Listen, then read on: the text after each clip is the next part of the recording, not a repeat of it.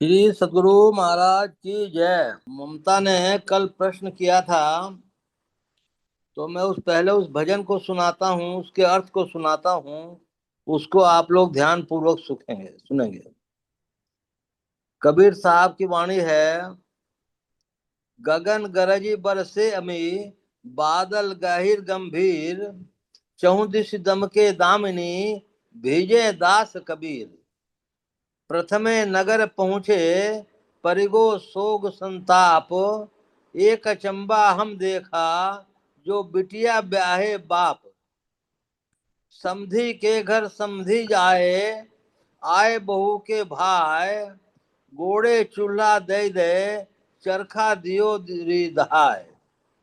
पहले जन्म पुत्र का भयऊ, बाप जन्मियो पाछे, बाप पुत्र के एके नारी, ई अचरज कोई काछे। इंदुर राजा टीका बैठे, विषहर करे सवासी, स्वान बापरो धरने ढकलो, बिल्ली घर में दासी। इसका पद्यार्थ बताया गया है। कबीर साहब कहते हैं कि अंतर आकाश में अंधकार बादल गाहिर गंभीर गर्जन अनंत ध्वनि करके अमृत मतलब चेतन धार बरसता है। चारों तरफ बिजली चमकती है। इस वर्षा में अंतर साधक भक्त भीगता है। सूरत की चढ़ाई या पहुंच पहले स्थान आज्ञा चक्र में होते ही काम क्रोध आदि मनोविकारों को शोक संताप पड़ गया। मैंने एक आश्चर्य देखा कि पिंडी मन, इसको समझाऊंगा, बाप से उत्पन्न हुई। उसकी पुत्री इच्छा से उस मन रूपी पिता ने विवाह कर लिया, अर्थात मन के वश में इच्छा हो गई। अरे सखी, प्रणव बिंदु रूप चूल्हे में युगल दृष्टि धारों को दे देकर, अर्थात दृष्टियों का अभ्यास कर करके पिंडी मन सिमट कर ब्रह्मांडी मन में जा मिला। आत्मबोध का दृश्य उत्पन्न हुआ। चिंता, डर और मानस चक्र ढह गए, मतलब नष्ट हो गए। भक्त साधक के अंतर में पहले विवेक उत्पन्न होता है, पीछे परम प्रभु परमात्मा स्वर पिता को भी वह पाता है। अतएव पहले पुत्र का जन्म हुआ, पीछे पिता का जन्म हुआ। तब परम प्रभु परमेश्वर के वश में रहने वाली माया उस भक्त के वश में भी हो गई। इसलिए बाप पुत्र को एक ही स्त्री हुई। ऐसा आश्चर्य कोई बनावे। जीवात्मा रूप चूहा प्रणव बिंदु रूप गद्दी पर बैठा हुआ राजा है। मन रूप सर्प उसकी ख्वासी करता है। कुत्ती रूप इच्छा उस जीवात्मा के वश में होती है, विषयों की ओर से फिरी रहती है, अध्यात्म बल को सुरक्षित रखती है और हिंसा वृत्ति रूप बिल्ली उसकी दासी बन जाती है, अर्थात अधीन हो जाती है। इसी को आज्ञा चक्र में इस तरह उस दिन समझाया गया था। आज्ञा चक्र में स्थित मन में केंद्रीय रूप को ब्रह्मांडी मन कहते हैं और पिंड में फैलने वाली उनको धाराओं को पिंडी मन कहते हैं। पिंडी मन की दूसरी पुत्री चिंता है। ब्रह्मांडी मन का पुत्र बोध है और चिंता का विवाह हुआ, अर्थात चिंता बोध के वश में हो गई। चिंता का भाई डर है, क्योंकि यह भी पिंडी मन से उत्पन्न हुआ। साधन द्वारा पिंडी मन ब्रह्मांडी मन के घर गया, उससे मिला। इस तरह समधी के घर समधी गया। ब्रह्मांडी मन की बहु पतोहू चिंता का भाई डर भी अपने बाप के साथ वहां गया। पिंडी मन में इच्छा, चिंता और डर उपजते रहते हैं। जब यह सिमट कर अपने केंद्र ब्रह्मांडी मन में केंद्रित होता है, तब आत्मबोध का उदय होता है। इच्छा, चिंता और डर दूर हो जाते हैं। दृष्टिधारों को आज्ञा चक्र के केंद्र बिंदु में बारंबार लगाने से पिंडी मन ब्रह्मांडी मन से मिलकर रहता है और इच्छा, चिंता, डर तथा सारे मनोविकारों से बना पिंडी मन का चक्र नाश को प्राप्त होता है। श्री सद्गुरु महाराज की जय। अब आप लोग को महर्षि में परमहंस जी महाराज जी की वाणी सुनाता हूँ। विषय है अंतर्मुख होना सबसे बड़ा पुरुषार्थ है। प्यारे लोगों, मनुष्यों के वास्ते संतों का क्या प्रचार है, इसी का उपदेश इस सत्संग से हुआ करता है। संतों ने दृढ़ता से कहा है कि केवल सांसारिक वस्तुओं से कोई तृप्त नहीं हो सकता। जहाँ तृप्ति नहीं वहाँ सुख कहाँ। ऐसी तृप्ति की जिससे फिर वो भोगेच्छा न रह जाए, ऐसा सुख जिसके बाद दुख नहीं हो, और शांति ऐसी जिसके बाद अशांति नहीं। संतों ने कहा कि विषयों से बहुत विशेष परमात्मा है। विषयों को पहचानते हो तो उसको ग्रहण करते हो। इंद्रियों से जो ग्रहण हो वो विषय है। पंच ज्ञान इंद्रियों के पंच विषय रूप, रस, गंध, स्पर्श, शब्द, इन्हीं में लोग सुख, शांति और तृप्ति खोजते हैं। इनसे की परे की वस्तु खोजो। इंद्रियों से विषयों का ग्रहण कर लोग सुखी, शांत और तृप्त होना चाहते हैं, किंतु इंद्रियों के ग्रहण होने योग्य पदार्थों में ऐसा नहीं हो सकता। इससे सुख भ्रम है। साधारण लोग उसी को सुख कहते हैं जो मन इंद्रियों को सुहाता है, और जो मन इंद्रियों को नहीं सुहाता उन्हें वे दुख कहते हैं। इसलिए ऐसा पदार्थ खोजो जो पंच विषयों से परे है, अर्थात जिसकी कोई इंद्रियां पहचान नहीं सकती। ऐसा सुख जिसके बाद दुख नहीं। सूरदास जी ने कहा है, परम स्वाद सब ही जो निरंतर अमित तोष उपजावे। ऐसी संतुष्टि हो जिसका अंत न हो, यह सुख संतोष परमात्मा प्राप्ति में है। इसलिए उस परमात्मा की खोज करो। ज्ञान ये कहता है कि वह कहाँ नहीं है। वह स्थान ही नहीं जहाँ परमात्मा ना हो। वह देश काल में व्यापक है और उनके बाहर भी है। अर्थात परमात्मा सबके अंदर बाहर, अंदर अंदर रहते हुए सबके बाहर भी है। इंद्रियों के ज्ञान में नहीं आने के कारण उसको लोग बाहर में नहीं प्राप्त कर सकते। बाहर के पदार्थों का ग्रहण करने के लिए इंद्रियां हैं, और इंद्रियों के ज्ञान से ईश्वर परे है। फिर भला बाहर में उसको कोई इंद्रियों से कैसे ग्रहण कर सकता है। संतों ने कहा है कि अपने को भी प्रत्यक्ष ज्ञात होता है कि बाहर में उलट सिमट कर अंदर में रहने से इंद्रियों से छूटना होता है। जागृत में इंद्रियों के साथ काम होता है, विषयों का ग्रहण होता है। स्वप्न में स्थूल इंद्रियों का संग छूटता है, उस समय बाहर का कोई ज्ञान नहीं रहता।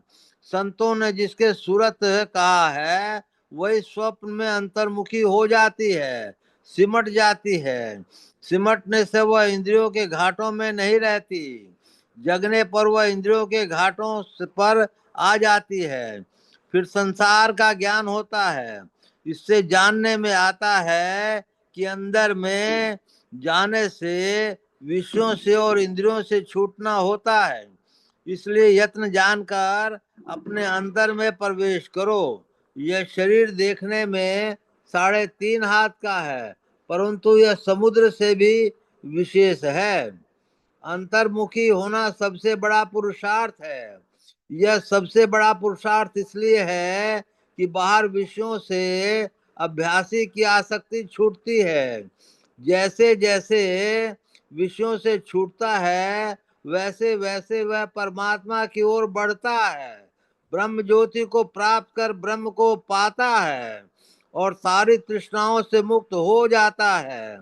सभी संतों ने यही कहा है कि यदि संतवाणियों के पहले की बात जानना चाहते हैं तो उपनिषदों को पढ़िए, उनमें भी यही बात है।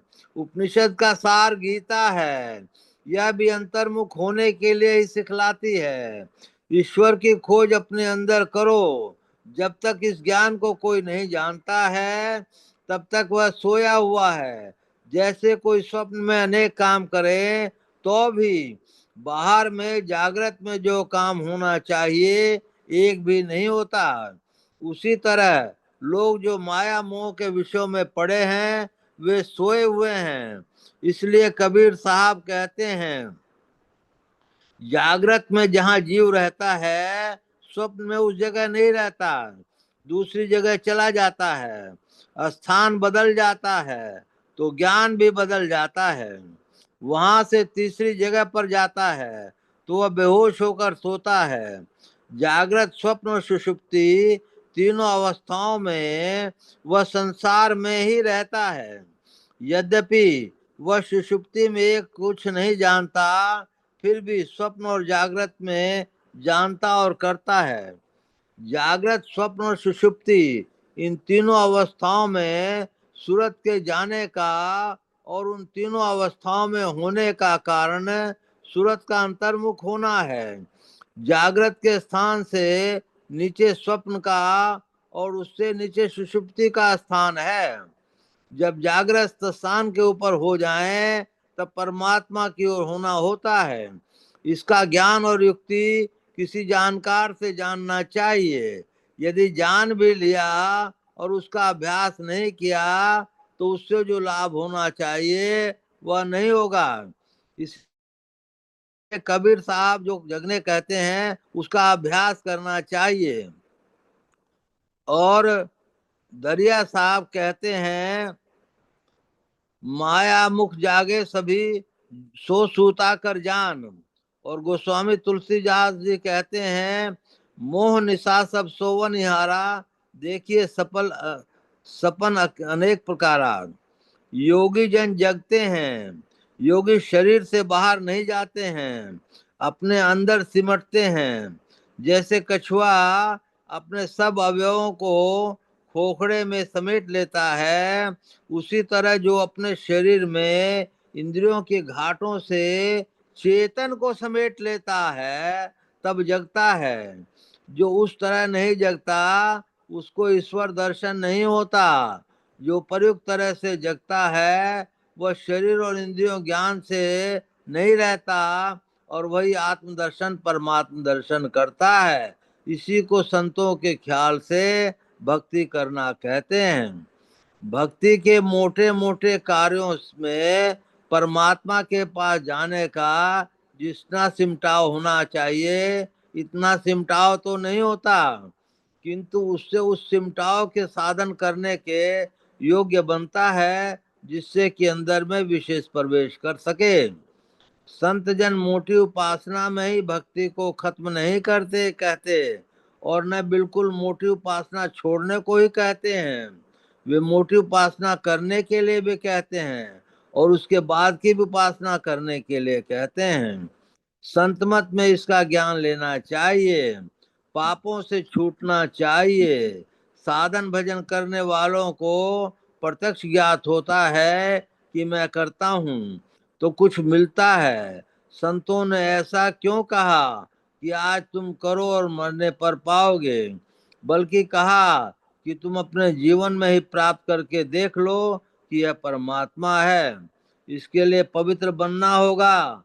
पापों से लगा हुआ आदमी विषयों में लसका हुआ रहता है, उसे ईश्वर का भजन नहीं हो सकता।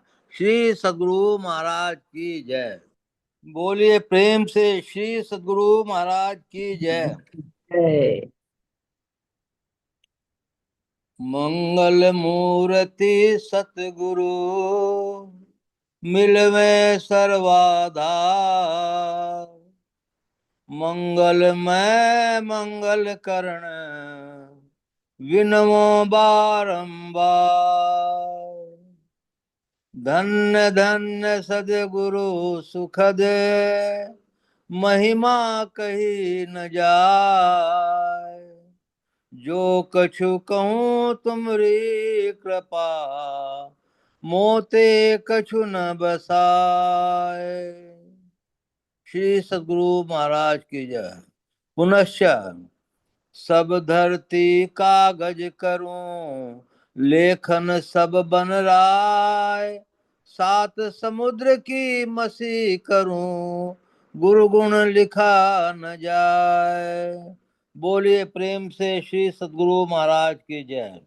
अव्यक्त रूप से विराजमान संत सद्गुरु महाराज के श्री चरणों में कोटि कोटि नमन, कोटि कोटि नमन। अव्यक्त रूप से विराजमान संत सद्गुरु महर्षि संत सेवी परमहंस जी महाराज के श्री चरणों में कोटि कोटि नमन, कोटि कोटि नमन। उपस्थित अत्यंत भाग्यशाली सदात्माओं, आप सबको सहस्त्र सहस्त्र नमन, सहस्त्र सहस्त्र नमन। अभी हम लोगों ने सत्संग योग का पाठ सुना, उसके बाद हम लोगों ने वाणी सुनी। अब आप लोग को इसके बाद ईश्वर अंतर्मुख होना सबसे बड़ा पुरुषार्थ है, ये सुना।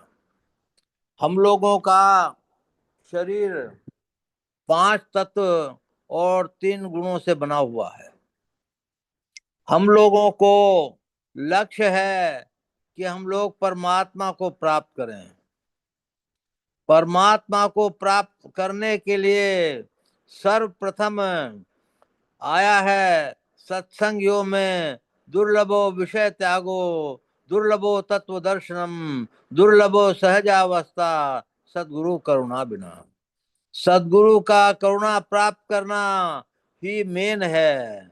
सद्गुरु की करुणा अगर प्राप्त हो जाए तो बहुत कुछ हो जाता है। मैं एक नाभाजी भक्त की कहानी सुनाता हूँ, आप लोग को कई दफे सुना भी चुका हूँ, फिर भी रिपीट करना उचित है। तुलसीदास जी उस समय सगुण भक्त थे, भगवान राम के भक्त माने जाते थे, निर्गुण भक्त नहीं थे, ऐसा कहा जाता है। नाभाजी तुलसीदास जी के घर गए उनको न्योता देने के लिए कि भोज है, तो बोले कि ठीक है मैं आ जाऊंगा। तुलसीदास जी मने नाभाजी दूसरे जात के थे, तुलसीदास जी ब्राह्मण थे, तो हर एक जगह वो नहीं जाते थे। उन्होंने सोचा कि ठीक है आधा पौना घंटे बाद चला जाऊंगा, उनका भोजन भी हो जाएगा और मेरा जाना भी हो जाएगा, मैं कहीं से ये नहीं हूँगा। उसी अनुकूल उन्होंने देर से गए और नाभा जी ने तो उनके आने के पहले फिर इंतजार करते करते पत्तल चला दी, सब लोग भोजन पे बैठ गए। इसके बाद तुलसीदास जी आए, बोले कि पत्तल तो समाप्त हो गई है, तो उन्होंने नाभा जी की दोनों जूतियां उठा ली, बोले एक में चावल दे दीजिए, एक में दाल दे दीजिए। उन्होंने सीने से लगा लिया और उनको आत्मबोध हो गया। अब सोचिए कि यदि गुरु प्रसन्न हो जाएं तो आत्मबोध किसको नहीं हो सकता है। अब रही बात कि हम उस आत्मबोध के लायक कैसे बने, हमको उसके लिए प्रयत्न करना ही पड़ेगा। हम प्रयत्न के शुरुआत को क्रम में भी अपने पूरे नहीं उतर पाते हैं। ध्यान कीजिए कि गुरु महाराज ने कहा था सदाचार ही चमत्कार है। यदि हम लोग पूर्ण रूप से सदाचारी नहीं हैं तो हम लोग जो हैं भगवत भजन करने के पूर्ण अधिकारी नहीं हैं। सदाचार जितनी मात्रा में होगा भजन भी उतनी मात्रा में बढ़ेगा। सदाचार पूर्ण होगा तो हम पूर्ण अधिकारी हो जाएंगे। हम लोगों को रोज ही सुनते हैं, देखिए कितने लोग ऐसे हैं कि जिनको एक दिन में ही माने गुरु महाराज की धुंधली तस्वीर नजर आती है। हमारे यहाँ एक सत्संगी जिनका नाम नहीं बताऊंगा, उन्होंने दीक्षा ली और दूसरे दिन उनको जो है गुरु महाराज की तस्वीर नजर आ गई दीक्षा के दूसरे दिन। तो संस्कारी का ये फर्क है और गुरु के ऊपर विश्वास का ये बल है। किन्हीं लोगों को मने 2-2 5-5 बरस होते हैं, कुछ जो है दिखता नहीं है। हम लोगों को बिंदु रूप जो है देखना है। बिंदु रूप जब तक नहीं देख लेंगे तो हम लोग चढ़ाई नहीं कर सकते हैं। शाह सफेद तिलो बिच तारा, अविगत अलख रवि है, मुर्शिद नैनो बीच नबी है। उस नैनो के बीच में नबी है, उसको बढ़िया से जानना चाहिए।